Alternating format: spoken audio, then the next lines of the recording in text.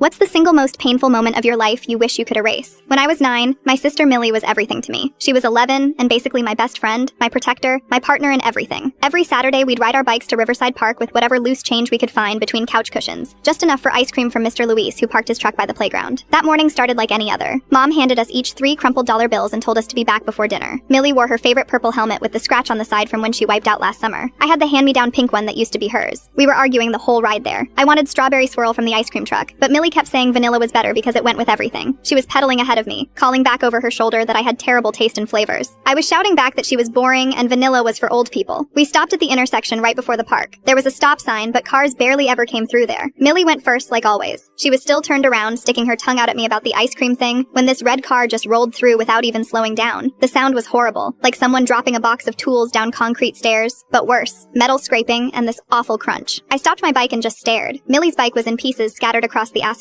One wheel was still spinning. Her purple helmet had rolled about 10 feet away, and Millie was lying there not moving, her arms bent weird, eyes closed. I didn't scream. I didn't cry. I just stood there holding my handlebars, trying to understand what I was looking at. A woman in a teacher outfit ran over from somewhere and pulled me into this tight hug, but I couldn't stop staring at where Millie was. The paramedics came really fast. Then my parents showed up, and my mom was screaming so loud that other people started crying too. Dad just kept saying no, no, no, over and over while holding his head. At the hospital, this nurse with braided hair bent down and asked me what my name was. I opened my mouth to say Eva, but nothing came out. My throat felt locked. Then I tried again and said Millie instead. Everyone looked at each other funny. The nurse asked again, real gentle, and I said Millie again. I couldn't say my own name. It was like my brain forgot who I was. From that day on, I kept mixing us up. At school, when Mrs. Foster called on me, I'd accidentally say I'm Millie before catching myself. At home, when Mom asked me to set the table, I'd sometimes respond like I was my sister. Even at therapy with Dr. Kim, I'd slip up constantly. The worst part came the next summer. I went to the park alone because Mom said I needed to try normal things again. Mr. Luis was there in his same spot, same cheerful smile. When I walked up to his window, he looked at me and said, "Hey there, Millie. Strawberry swirl, right?" I should have corrected him. Should have said, "Actually, I'm Eva and Millie died last year." But instead, I just nodded. He handed me the ice cream with that same warm smile and said, "There you go, sweetie." I sat on the swing where we used to eat our ice cream together and took a bite. It tasted exactly like I remembered, sweet and cold and perfect. For about 30 seconds, I could pretend she was still there, that we were still arguing about flavors, that everything was normal. Then I threw up right there in the wood chips behind the jungle gym. Because I wasn't Millie. I was Eva, the sister who lived, the one who got to keep eating ice cream and riding bikes and growing up while Millie stayed 11 forever. But the horrible truth? Part of me liked being called her name. Because if I was Millie, then maybe she wasn't really gone. Maybe I could keep her alive by becoming her. That thought made me sick all over again. I never corrected Mr. Luis.